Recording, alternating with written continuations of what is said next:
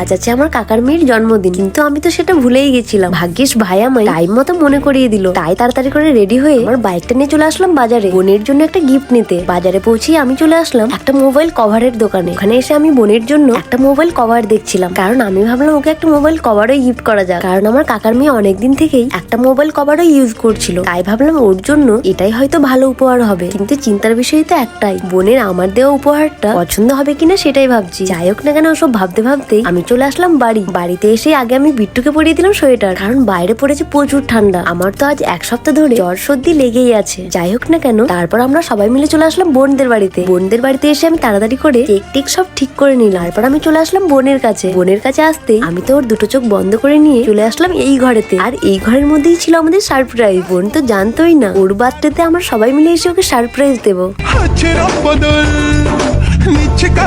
ও তো আমাদের সবাইকে দেখে অনেকটা হ্যাপি হয়। আমরা কেউ ওকে সকাল থেকে উইশ পর্যন্ত করিনি, কারণ আমরা চেয়েছিলাম সবাই মিলে একসঙ্গে গিয়ে ওর বার্থডে সেলিব্রেশন করবো। সকাল থেকে বোনকে উইশ না করার প্ল্যানটা ছিল আমাদের সবার। আসলে বাড়ির ছোট বোনেরা একটু বেশি আদরের হয়, তাই ওর সঙ্গে একটু মজা করতে আমাদের সবার খুবই ভালো লাগে।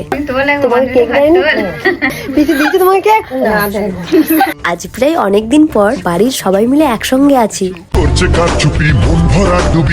যাই হোক না কেন, তারপর আমি বোনকে আমার দেওয়া ছোট্ট গিফটটা ওর হাতে দিয়ে দিই। জানি না আমার দেওয়া গিফটটা ওর ঠিক কেমন লাগবে, বাট আমার তো গিফটটা খুবই পছন্দ হয়েছে। আসলে বোনের মোবাইলের কভারটা অনেকদিন আগেই জানি না কেন হলুদ হয়ে গেছিল, কিন্তু সেই থেকে ও কভারটা চেঞ্জও করেনি। তাই আমি ভাবলাম এটাই হয়তো ভালো গিফট হবে। আসলে আমি যখন কারোর জন্য কিছু নিই তখন আমি এটাই ভাবি, যদি সেই মানুষটা পছন্দ না হয় তাহলে কি হবে। যাই হোক না কেন, এইসব ভাবতে ভাবতে বোন দেখি আমাকে আনন্দে জড়িয়ে ধরে নাই।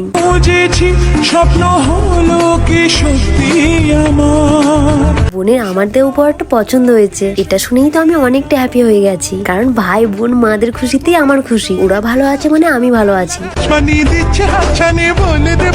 যাই হোক না কেন, তারপর কাকি আমাদের সবাইকে দিয়েছিল পায়েস খেতে। যদিও পায়েস খেতে আমার অতটাও ভালো লাগে না। এদিকে আমার দাদিটাকে দেখো, আমার প্যান্টে একটুখানি পায়েস পড়ে গেছে বলে তাড়াতাড়ি কতটা যত্ন করে পায়েসটা নিজের শাড়ি দিয়ে মুছে দিল। আসলে নানি দাদিদের ভালোবাসা এরকমই হয়, মানে আমার প্যান্টে পায়েস পড়ে গেছে, আমার কোনো হুঁশ নেই, কিন্তু দাদি দূর থেকে দেখতে পেয়ে ছুটে চলে এসেছে। এটাই হলো দাদি আর নানিদের ভালোবাসা। তারপর আমার মাটাকে আমি একটুখানি পায়েস খাইয়ে দেবার পর আমরা সবাই খেয়ে নিয়েছিলাম লুচি, কারণ কাকি অনেকটা ভালোবেসে আমাদের জন্য লুচি বানিয়েছিল। তো যাই হোক না কেন, লুচি খেতে খেতে আজকের ব্লগটা এখানেই শেষ করলাম।